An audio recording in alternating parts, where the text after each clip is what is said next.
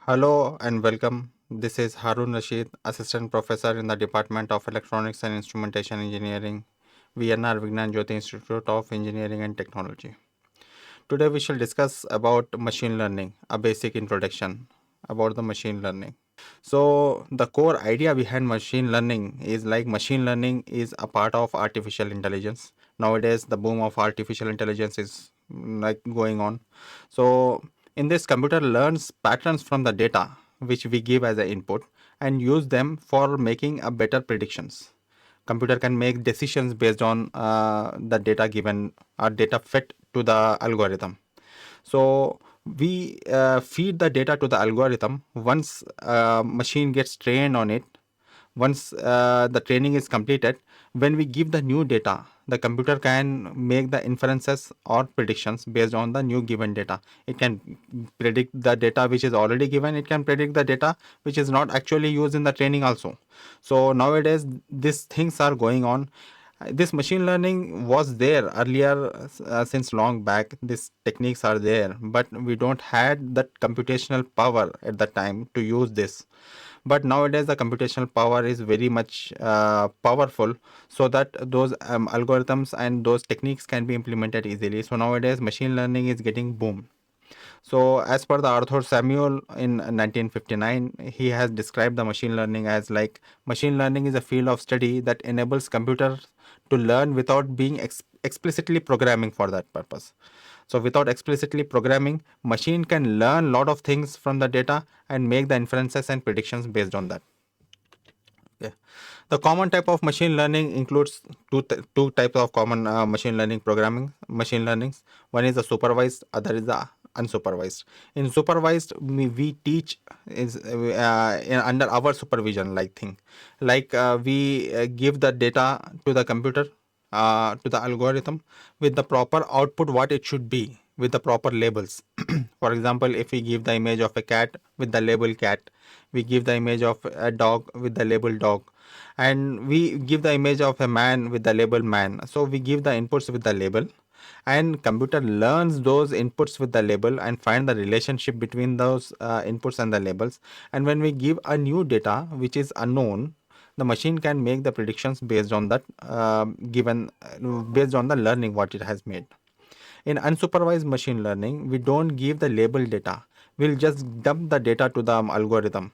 Machine it by itself can find the complex patterns among the data, and based on that it will make the classifications and clustering of the data. So supervised machine learning got its own applications. Unsupervised machine learning got its own applications. So in market value, actually, if we talk about the 99% of the economic value is generated by the supervised machine learning, and it's widely used machine learning techniques nowadays. So the input data with the labeled output is fed to the machine. Okay, as you can see here. So the input data is given, and the images, for example, dog with the label dog, cat with the label cat, camel with the label camel, is fed to the algorithm. So later on, once training is completed, when we give a new data, here we can understand that it's the image of camel, but algorithm don't know it. Algorithm got trained on the image of camel, but now when we give the input of the input image as a camel, the machine can predict output as an image with the camel with the label. So this is like inputting the data with the label outputs. Okay, training is done based on that, and once training is completed, the machine can predict the input data and classify it accordingly. Okay, so supervised machine learning got two major problems. I mean, two fields in which we use the supervised machine learning. One is the regression, other is the classification. Okay, we shall see what it is. So in regression, the model predicts the continuous numeric values such as housing price, temperature, value of the stock, or something like that. So as we can see, for example, if we can take like on x-axis the area of housing, and on y-axis we can take the prices. So we can plot the input data and there we can see there is a relationship between area of the housing and the pricing. That's a linear relationship. By figure we can understand. So when a machine is trained on such data, a machine can draw a line of regression. As you can see here, there is a line of regression here, which is the relationship between the independent variable input data and the outputs price prediction. Okay, so there could be a difference between the ground reality and the price the machine can predict as of now. That's the error, and how to minimize the error, and what are the techniques to minimize the error, how to make predictions more accurate, and everything we shall see in future. As of now, it's the introduction part. So the machine can actually form a relationship between the input data, which is independent variable, and the dependent variable. Here, independent variable in the case of housing price, it could be the area of the house, and the output could be the price of the house. Or input in another thing, like in the stock price prediction, input could be like volume or the previous historical prices, and the output could be the next forecasted prices. So it can be anything. So it can also be like what is the current temperature of a particular area, and output can be the sales in the ice cream. Okay, as we can understand, there is a relationship between the sales of ice cream to the temperature. In summer, ice cream sales will be very much higher. In winter, ice cream sales will be very much lower. So we can make the predictions based on that. But the point is like, to make the prediction, there must be a relationship between input data and the output data. If there is no relation, we cannot make any predictions. Machine learning won't work in that case. So when machine learning, actually machine is learning the relationship between the input data and the output, and based on those learnings, in future what new input data we give, based on that it will predict the output value. So as I have given the example here, here is the housing price prediction. Okay, for example, on x-axis, which is like independent variable, it is given the size of the house in area size of the house in terms of area. So 500 square feet, 1000 square feet, 1500 square feet, 2000 square feet, 2500 square feet.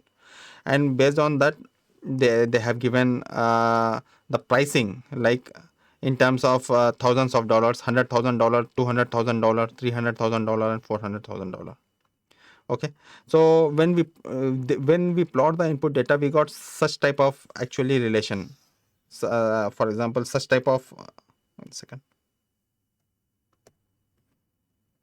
we got such relation. It appears to be linear but slightly parabolic. If we make a linear relation, it could be something like this, but the most best fit line is this is the one. Okay, and if we fit into the straight line, the error could be much more. And if we fit into this curved line, the error could be reduced. So what could be the parameters of the line which fits this curve, which fits these data points? What will be the parameters of the curve which fits these data points will be decided by a model. Okay, and the parameters for example, if line is like y is equal to mx plus c. Okay, this is the line of equation of the linear line, where y is the output and m is the slope of this line, linear line, and x is the value at the x-axis, and c is the interface in the intersection which a line makes to the y-axis.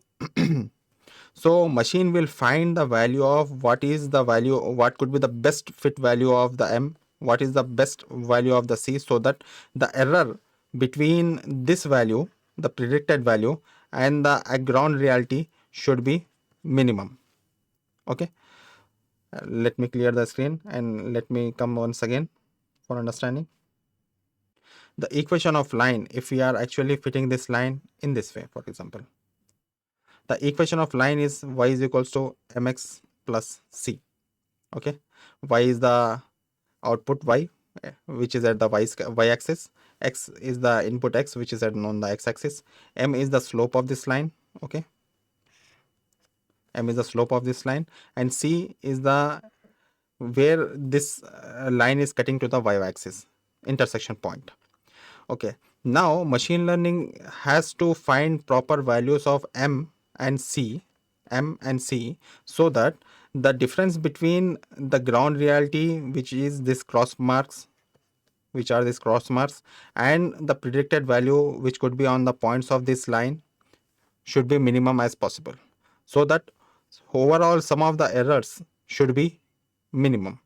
Okay, so we can see there is a difference between this cross point and this line, this cross point and this line. Okay, if we do the summation, the sum of errors, it could be a value which we can denote with the capital letter E. Okay, so this error should be minimum possible to get the best fit line.